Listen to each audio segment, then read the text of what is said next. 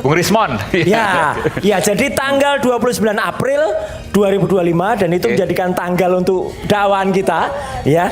Tapi memang sayangnya sekarang kita nggak bisa tampil bertiga lagi, Mas. Karena yang satu sudah berkhianat, ya, dan melarikan diri, ya, berkhianat dan nanti akan saya ceritakan. Lagi-lagi dia berbohong, Mas. Soal apa ini? Baru minggu lalu dia akan berjanji, dia akan berjanji pada durasi 1 jam lebih 9 menit. Ini presentasi saya, silahkan. Kemudian kalau mau dikopi dan dianalisa. Saya minta ke redaksi iNews. Jawabannya nggak dikasih dan tolong dihapus. Berarti, Rismon, kamu sekali lagi bohong dan pengecut. Atas nama terdakwa Fauzia Tiasuma batal demi hukum. Dengan demikian sidang selesai dan ditutup.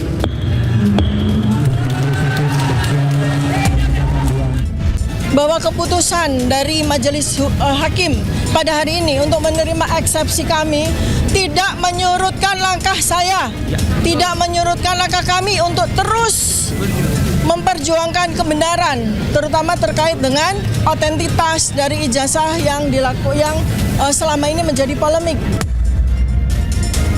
Terhadap putusan seperti ini, pihak jaksa biasanya nanti akan memperbaiki konstruksi pasalnya, ya, disesuaikan dengan amanah dalam putusan tersebut, dan kemudian nanti jaksa bisa mengajukan kembali dakwaan ke persidangan.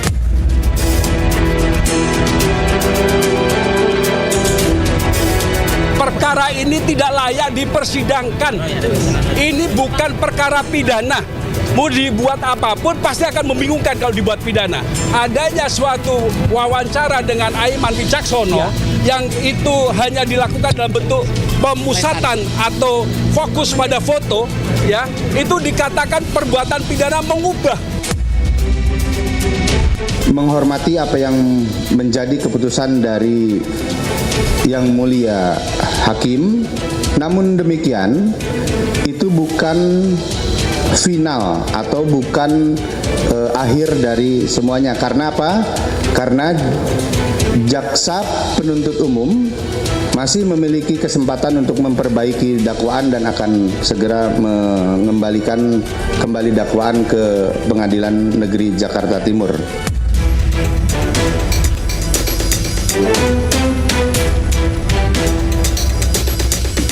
Jadi putusan dari Dr. Fauzia Tiasuma ini akan kemudian nanti harus berlaku juga untuk kemudian kasus saya. Meskipun saya tetap harus menjalani persidangan dulu, kemudian kita masukkan gugatan yang sama.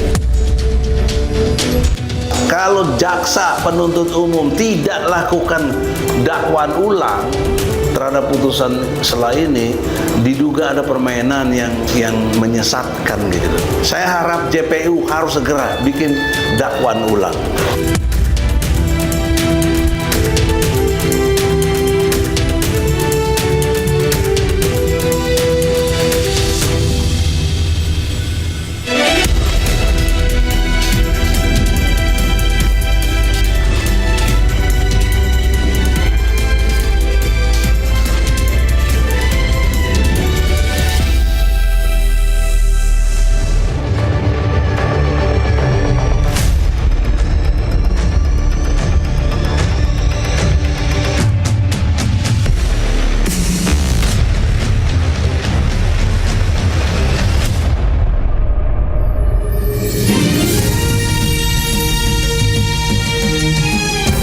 Disiarkan langsung dari studio MNC Conference Hall iNews Tower Jakarta. Inilah Rakyat Bersuara bersama Aiman Wicaksono.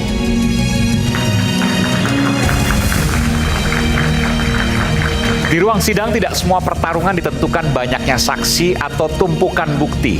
Kasus bisa gugur sebelum masuk inti perkara. Dan inilah yang terjadi dan cukup mencengangkan. Eksepsi Fauzia Tiasuma dikabulkan, sidang dihentikan, dakwaan runtuh sebelum dibuktikan. Apakah kasus ijazah Jokowi akan segera berakhir atau justru menjadi awal pembuktian keaslian yang selama ini diragukan? Saya Aiman Wicaksono, inilah Rakyat Bersuara.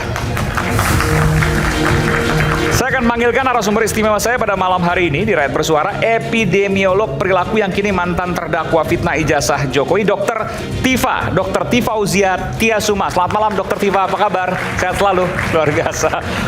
Kemarin tuh banyak yang mengejutkan, luar biasa. Kan hari ini juga ada kejutan lagi tuh. Oh, ada kejutan lagi, oke. Kita berikan tepuk tangan untuk Dr. Tifa. Jadi mau saya koreksi kan, Ya. tadi topiknya Tifa menang, ya Oke. kan. Nah hari ini kan insya Allah akan maju sidang lagi. Jadi bukan Tifa menang tapi Tifa benar, insya Allah, amin. Oke. Praktisi hukum Bung Ferdinand Hutahayan. Selamat malam Bung Ferdinand. Ini pertama kali masuk ke gelanggang ijazah nih Bung Ferdinand nih. Jadi bisa ceritakan sendiri kenapa tiba-tiba masuk gelanggang ijazah dan berseberangan dengan Bung Roy dan Dr. Tifa. Sebetulnya persisnya tidak berseberangan, tapi Oke. saya mau memberikan pencerahan yang terang terhadap publik di antara dua kelompok yang berseteru ini. Oke. Karena saya juga menilai ada yang kurang pas juga yang disampaikan oleh teman-teman Contoh? ini. Contohnya soal Yang kurang pas disampaikan oleh Dr. Tifa dan Mas Roy ya. ya Contoh. dari materi eksepsi mereka sejak awal, Oke. ya, bahwa ada Apa yang paling gampang untuk error in objecto dan Karena- error in persona itu menurut saya tidak. tidak dan terlambat. Harusnya kalau mau masuk itu dulu pra peradilan waktu penetapan tersangka. Jadi seharusnya mereka berdua layak untuk disidang. Menurut saya layak karena kita Soal salah benar itu belakangan. soal salah benar nanti benar. Nanti kita lihat seperti apa faktanya. Tetapi saya melihat bahwa perkara ini memang sudah harus masuk pada pokok perkara Ya. karena kita ingin tahu kebenaran sesungguhnya. Tapi perkara kan bukan pembuktian, perkara adalah dugaan fitnah. Dugaan fitnah, betul sekali. Karena dugaan fitnah itu kan butuh pembuktian. Pembuktiannya apa? Ya di objeknya, di ijazahnya itu. Kalau memang asli ya Tifa dan kawan-kawan dihukum. Kalau palsu ya Tifa dan kawan-kawan benar menang. Kan Saya ada begitu. pertanyaan lagi soal ini, tapi nanti aja. Baik, Oke, baik. Terima kasih. Nanti kita lanjutkan soal ini. Pengacara Tifa Fauzia Tiasuma, Bung Abdullah Al-Katiri. Selamat malam. Mau di sini apa mau di sini? Bebas. Sini aja. Nanti sini Mas Roy dia. Kalau di sini agak susah wayangnya. Oke, silakan Bung Al-Katiri. Pengacara Presiden ke-7 RI Joko Widodo, Bung Rifai Kusuma Negara. Selamat malam, Bung Rifai. Jadi tanggal 6 sidang baru. Kabarnya begitu? Betul. 6 Jadi Agustus. akhirnya kita tetap masuk ke pokok perkara dan Pak Jokowi komit untuk hadir dalam sidang pemeriksaan saksi beliau sebagai korban. Hadir, bukan Zoom tapi hadir offline. Hadir langsung dan Luar biasa, bertindak oke. seperti warga biasa, hadir di pengadilan dan memohon keadilan pada peradilan. Kita berikan tepuk tangan untuk Bung Rifai Kusuma Negara. Silakan di sini, di tengah. Pakar telematika yang juga tersangka fitnah ijazah Jokowi, Bung Roy Suryo. Selamat malam, Bung Roy.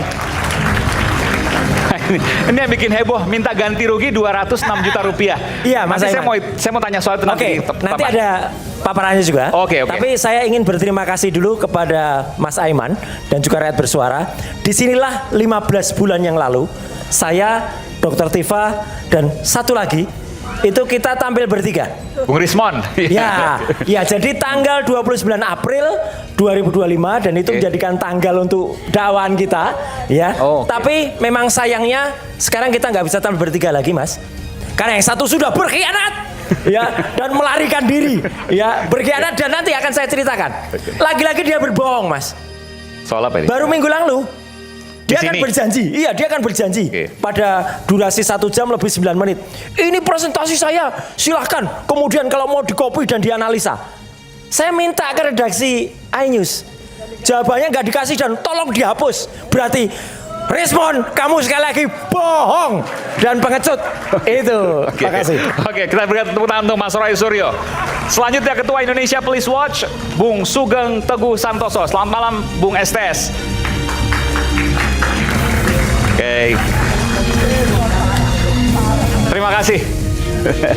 Silakan, Bung STS. Kemudian Hakim Agung periode 2011-2018, Profesor Gayus Lumbu. Selamat malam, Prof. Pengacara Roy Suryo, Bung Abdul Ghafur Sangaji. Selamat malam, Bung Sangaji. Saya langsung ke Mas Roy dulu. 206 juta rupiah minta ganti rugi ke Pak Jokowi. Gimana Nah, hitungannya tuh? Bukan Pak Jokowi, sebentar, Oke. koreksi. Oke, kemana? Oh, ke Ya, Polda? Bukan, ke Polda Metro Oke. Jaya. Oke, Jadi silakan. saya bisa tampilkan, tadi sudah saya Oh, kirim. boleh. Jadi Jadi 206 juta rupiah ke Polda Metro Jaya. Sistem informasi pokok perkara Oke. yang hari ini berlangsung di Pengadilan Negeri Jakarta Selatan. Ya, jadi itu hitungannya adalah memang sudah diatur dalam aturan kenegaraan, dalam aturan hukum Indonesia bahwa ada minimalnya 500.000, ada juga maksimalnya adalah 100 juta. Nah, jadi ada dua, satunya lagi. Ya, oh iya ini. Ini oke ya. Ya ini. Coba bisa dijelaskan. Jadi saya hari ini Mas Roy mendaftarkan gugatan pra peradilan ketiga. Ya, dan alhamdulillah saya harus apresiasi kejaksaan akhirnya hadir dalam bentuk surat. Jadi minggu yang lalu mereka nggak hadir. Terus kemudian membuat diundurnya persidangan. Jadi yang bikin undur-undur siapa? Bukan kami. Ya, yang bikin mundur itu adalah pihak turut termohon atau kejaksaan. Tapi tadi mereka hadir, suratnya hadir. Mereka bilang mereka akan ikut semua putusan, meskipun mereka nggak hadir lagi. Nah, jadi tadi ini waktu itu kita saya jelaskan dulu ke pemirsa, mungkin belum banyak yang belum terupdate. Jadi hari ini Mas Roy mendaftarkan pra peradilan ketiga yang isinya adalah ganti rugi sebesar 206 juta rupiah ke Polda Metro Jaya. Polda Metro Jaya. Hitungannya dari mana dan kenapa Bukan kemudian Jokowi ada itu? Ya. Iya. Polda Metro Jaya. Karena pada saat pra peradilan pertama, alhamdulillahnya kami, ya saya dengan para tim kuasa hukum termasuk Mas Gafur Sangaji di sini, ya itu dimenangkan tadi dikabulkan. Waktu itu ada penangkapan, kemudian penggeledahan dan juga penahanan yang tidak sah. Nah, dalam aturannya yang tidak sah itu bisa dimintakan kerugian. Itu justru adalah ide itu justru muncul dari hakim tunggal pra peradilan, yaitu dari Pak I Ketut Darmawan. Jadi boleh diajukan tapi harus terpisah. Makanya minggu yang lalu, ini tanggalnya minggu yang lalu waktu itu ada di ketika register, kemudian disidangkan minggu yang lalu, kemudian hari ini sudah mulai karena para pihak semuanya sudah hadir, termasuk termohonnya adalah Polda Metro Jaya, turut termohonnya adalah pihak kejaksaan. Nah, 206 juta, saya sebenarnya ada tampilan satu lagi tapi tadi katanya gambarnya kurang jelas, tapi saya sudah kirimkan yang jelas. Intinya 206 juta itu dari, nah ini. Moga-moga bisa kelihatan ya. Ada 106 juta itu kerugian material. Ya, jadi kerugian material itu bisa dihitung, Mas. Jadi misalnya saya dalam 4 hari waktu itu diamankan ya, di rumah sakit kan waktu itu adalah saya tidak bisa hadir di dalam satu acara undangan. Kemudian saya tidak bisa hadir juga di dalam sebuah hal lain. Demikian juga para kuasa hukum kan ada hitungannya, per harinya itu ada argonya. Ya, meskipun katakanlah itu pro bono, tetapi kalau itu dirupiahkan itu bisa. Hitungannya sudah ada. Tadi disampaikan detail. Ya, ada itu kerugian material ya. Kerugian materialnya adalah 106 juta. Kemudian ada imaterial. Nah, ini sesuai dengan aturan undang-undang. Imaterialnya adalah 100 juta rupiah. Apa itu misalnya? Itu imaterial. Jadi misalnya adalah shock yang kemudian dialami. Ya, kemudian kemudian di mana-mana ditangkap, Roy ditangkap, kemudian di jalan, ini kemarin ya ditangkap ya. Kok kayak kucing ya? Loh, gimana kok kayak kucing? Ya ditangkap kemudian lepas lagi. Nah, siapa yang bilang kayak kucing? Ya kan kayak orang kan bilang, kok kayak kucing tuh Mas gitu. Kenapa kayak kucing? Ya karena kalau kucing itu ditangkap bisa lepas lagi gitu. Nah, itu kan jadi Mas Roy diibaratkan seperti kucing. Untung kucing, bukan satunya ya gitu. Kalau satunya kan parah lagi. Untung. Nah, itu kemudian kita hitung. Nah, hitung 200. Tapi yang paling penting Mas Aiman, ini yang paling penting dan ini saya tegaskan sekali lagi di Rakyat Bersuara. Kalaupun ya dikabulkan 206 juta, kalaupun tidak ada 1 rupiah pun yang masuk kantong saya atau masuk kantong para lawyer, karena ini sudah kita ikrarkan, kita akan berikan untuk yayasan sosial yang nanti akan kita data. Jadi tidak ada yang kami terima pribadi. Yayasan sosial apa? Ya, yayasan sosial yang mungkin dari yayasan teman-teman yang mungkin keagamaan. Itu ada. Itu. Karena apa Mas Aiman? Kami nggak perlu lagi terima itu. Karena cukup uang itu saya pakai saja. Nah, ini bukanya di muka. Uang itu saya pakai saja, ya, nggak usah kemudian diterimakan kepada saya, ya. Jadi biarkan teman-teman yang lebih berhak, yang lebih memerlukan. Jadi kalau nanti misalnya dikabulkan oleh hakim, uangnya seluruhnya akan diserahkan ke yayasan sosial. Yayasan sosial. Tidak ada yang saya terima maupun kuasa hukum yang terima. Kalau nanti mungkin butuh penjelasan, nanti mungkin Mas Gafur bisa nambahkan. Gitu, Mas. Itu intinya. Jadi ini baru sidang pertama, nanti kita akan simak mungkin Jumat pekan depan kalau hitung-hitungannya kurang Hitungannya lebih. Kamis, putusannya Kamis. Ya, oke. Karena besok Pekan itu depan ya. Pekan depan. Besok itu adalah jadwalnya adalah untuk jawaban dari pihak termohon. Oke. Kemudian ada replik sudah kita masukkan. Repliknya penting soalnya yang akan menyampaikan namanya replik Harun. Itu replik. Kemudian ada duplik dari sana. Iya. Ya. Kemudian Duplik nanti siapa? Duplik dari pihak termohon. Oke. Ya, kemudian setelah itu hari Jumatnya itu ada pembuktian dari pihak kami. Oke. Hitungannya itu real. Jadi nanti ada nota-notanya semua, bukan fiktif itu. Ada nota-notanya. Misalnya kami harus membayar apa itu ada. Nah, itu Jumat. Kemudian nanti Senin pembuktian dari pihak termohon, ya. Kemudian Selasa itu kesimpulan.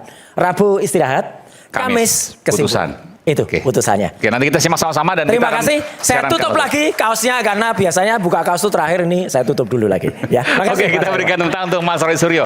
Saya ingin ke Bung Ferdinand dulu. Bung Ferdinand, apa yang membuat Anda begitu yakin, dan ini tampilan Anda pertama loh nih di Rakyat Bersuara terkait dengan kasus ijazah, kalau yang lain bahwa Mas Roy dan Dr. Tifa itu layak disidangkan dan punya dugaan ya bersalah. Ya, terima kasih Mas Aiman. Sebelum saya bicara, saya menyampaikan saya di sini di deretan ini bukan sebagai pendukung Jokowi. Dan kalau ditanya saya di kelompok mana? Kelompok yang percaya ijazah Jokowi ada atau di kelompok yang tidak percaya ijazah Jokowi ada? Saya berada di kelompok yang meragukan adanya ijazah itu. Terima kasih Mas Aiman. Jadi saya mau bicara begini. Sejak awal saya mengikuti terus perkembangan termasuk eksepsi yang dimasukkan oleh rekan-rekan advokat Dr. Tifa bahwa ada beberapa yang saya cermati soal eksepsi terutama di poin error in persona dan error in objecto. Saya melihat bahwa eksepsi itu adalah poin yang terlambat. Kalau memang itu poinnya, semestinya dulu mengajukan pra-peradilan ketika ditetapkan sebagai tersangka. November Tetapi 2025 berarti. bukan di saat mengajukan perlawanan terhadap dakwaan. Karena dengan memasukkan itu dalam eksepsi, saya melihat justru teman-teman ini kok ragu dengan keyakinannya. Karena saya perhatikan selama ini teman-teman ini kan sangat yakin dengan penelitiannya bahwa ijazah itu kalau Mas Roy bilang kan selalu 99% palsu. Ya kan? Nah, artinya mereka sangat yakin, tapi kenapa kemudian mencari celah keluar dari pembuktian keyakinan mereka dengan mencari exit window dari dakwaan dengan menyatakan error dalam objek dan error dalam orangnya. Kalau bicara error in objecto dan error in persona, pertanyaan saya, kalau memang objek dan person yang mereka teliti adalah dalam tampilan berbentuk ijazah yang diposting oleh Dian Sandi, harusnya mereka mencari konfirmasi kebenaran terhadap Dian Sandi, tetapi tidak mendatangi UGM. Kalau mendatangi UGM artinya yang dikejar itu adalah Jokowi yang mantan presiden, bukan Jokowi yang personnya entah siapalah yang diposting oleh Dian Sandi itu. Jadi saya melihat bahwa pembelaan terkait dengan error in persona itu sudah terlambat dan tidak masuk. Nah itu kemudian putusan eksepsi kemarin itu kan hanya berbicara tentang bahwa rejim hukum yang dilakukan disampaikan oleh jaksa itu kan tidak jelas. Jaksa terlihat ragu menggunakan rejim hukum apakah KUHP lama ataukah KUHP baru. Mereka memasukkan pasal yang konstruksi hukumnya sama, pembuktiannya dalam dakwaan primer maupun dakwaan alternatif. Di sini pun saya bertanya-tanya Mas Iman, ini jaksa benar-benar ceroboh ataukah ini sebuah langkah strategis rekayasa untuk tidak menghadirkan Jokowi dalam persidangan? Maksudnya gimana? Karena kalau jaksa, ini kan sebetulnya kasus ini sudah disupervisi juga oleh Kajati, Kejaksaan Tinggi.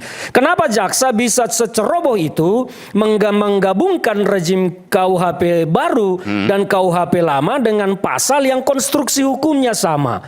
Jadi terlihat bahwa jaksa ini pun ragu mau mendakwa Dr. Tifa ini. Yang akhirnya kemudian diputus diterima eksepsinya oleh hakim. Eksepsinya diterima karena jadi maksudnya gini, ini hipotesis ya. Iya. Putus Anda. Ini sengaja dibuat kabur supaya putusan selanya mengabulkan atau malah itulah pertanyaan saya. memberhentikan sidang gitu. Itulah pertanyaan saya, benarkah jaksa seceroboh itu menyusun dakwaan? Karena menurut saya jaksa tidak seharusnya seceroboh itu. Tapi kan akhirnya bikin dakwaan baru. Ya, 6 Agustus sidang lagi. Ya, ini kan sesuai dengan aturan yang ada. Jaksa kan punya 2 hak. Dan apakah melakukan perlawanan ke pengadilan tinggi atau dan itu tidak melakukan menjamin perbaikan. akan ada putusan selah kedua yang hasilnya sama dengan putusan selah pertama. Kalau perkara sudah begini, tidak ada lagi putusan selah. Nanti masuk ke dalam pemeriksaan perkara, tetapi putusannya di akhir. Apakah nanti eksepsi itu kemudian atau dakwaan itu kemudian juga dieksepsi dan diterima lagi, putusannya di akhir nanti, tidak lagi nanti di tengah. Tapi kalau seandainya begini, ini menjadi penting. Kalau seandainya dakwaan itu tidak jauh berbeda dengan hasil putusan selah yang pertama, prediksi Anda adalah? Kalau dakwaan ternyata setelah diperbaiki dan ternyata masih kabur, saya mau menyatakan jaksa merekayasa supaya Jokowi tidak hadir di persidangan. Dan sidang ini selesai, nggak akan bisa lanjut. Ya nggak jelas lagi nasibnya, nggak jelas lagi. Makanya di situ juga meskipun konsekuensinya Dr. Tifa dan Mas Roy ya bebas. Ya akhirnya perkara ini ya harus berakhir. Harus 0-0, 0-0. 0-0. Dan apa yang ditunggu-tunggu oleh publik tentang kebenaran fakta ijazah Jokowi apakah tidak akan pernah terbukti tidak akan pernah terbukti. Oke, saya sedikit berhipotesis, nanti saya akan ke Prof Gayus ya.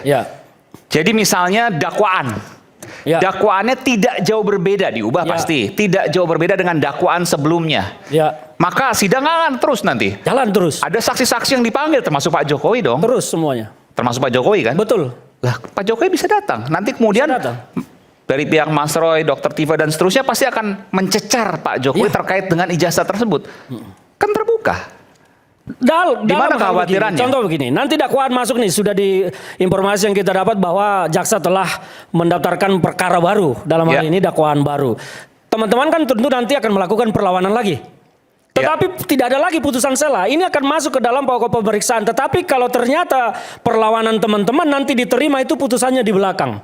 Jadi di belakang nanti kalaupun ada pemeriksaan, ya akhirnya kalau eksepsi diterima, maka semua dakwaan dinyatakan ya gugur demi hukum, maka para terdakwa ya bebas demi hukum. Ya, resikonya itu ujungnya. Tapi bahwa prosesnya pemeriksaan saksi termasuk Pak Jokowi itu kan pasti akan dicecar nanti. Ya, akan dicecar. Ijazahnya seperti apa, tetapi bagaimana dan tentang seterusnya. Kebenaran ijazah kita tidak akan benar-benar nggak akan pernah terbukti. Mereka nanti nggak akan pernah terbuka. Nggak akan pernah lagi terbuka. Ini akan menjadi barang yang gelap. Dan kalau statement teman-teman selama ini mengatakan Jokowi akan hadir, ya itu semua tidak akan berguna. Nggak akan berguna. Nggak akan berguna. Maka itu yang saya katakan, ini jaksa sebetulnya kenapa? Apakah sengaja atau tidak? Karena bagi saya janggal. Jaksa menyusun dakwaan seperti itu menggunakan pasal yang konstruksi hukumnya sama di dalam dakwaan primer dan dakwaan alternatif. Ini kan pasalnya sama, kecuali di dakwaan alternatifnya pasalnya berbeda, ya pasti jalan. Anda punya hipotesis dugaan jaksa nggak akan mungkin sepolos itu? Menurut saya tidak mungkin, karena ini kan disupervisi juga oleh Kejati. Kenapa seperti itu? Dan mereka pasti paham tentang surat edaran Jampidum. SE Jampidum itu kan ada tentang penyusunan dakwaan pada masa transisi peralihan dari KUHP lama ke KUHP baru. Kalau mereka mengacu ke situ, tentu tidak akan keliru membuat dakwaan yang kabur seperti itu, menggunakan 2 rejim hukum dengan pasal yang sama konstruksi hukumnya. Pasal 433 dengan pasal 310 itu kan konstruksi hukum pembuktiannya sama, identik 100%. Pasal 310 di KUHP lama kan menjadi pasal 433 di KUHP baru. Jadi ini kan dibuat dakwaan utama 433, alternatifnya 310. Nah ini hakim mau melihat yang mana? Kalau 433-nya tidak terbukti, otomatis 310 nggak terbukti. Jadi apa gunanya dakwaan alternatif? Alternatif itu dibuatkan karena kalau dakwaan primernya tidak terbukti, maka alternatifnya bisa terbukti. Nah dalam hal ini kalau 433 tidak terbukti, otomatis 310-nya juga tidak terbukti. Jadi apa gunanya dimasukkan dalam dakwaan alternatif? Kan seperti itu. Ijazah tidak terbukti, Dr. Tifa dan Mas Roy dinyatakan bebas. Ya nanti. Bebas merdeka, tetapi kebenaran tentang ijazah kita tidak akan tahu. Dan akhirnya sampai selamanya kita akan mendengar cerita ini menjadi hiburan rakyat. Dan rakyat bersuara akan tetap menjadi hiburan bagi masyarakat. Oke. Ini menarik, nanti saya akan ke Prof Gayus, sesaat lagi kita akan dalami nanti. Kami akan segera kembali. Menarik.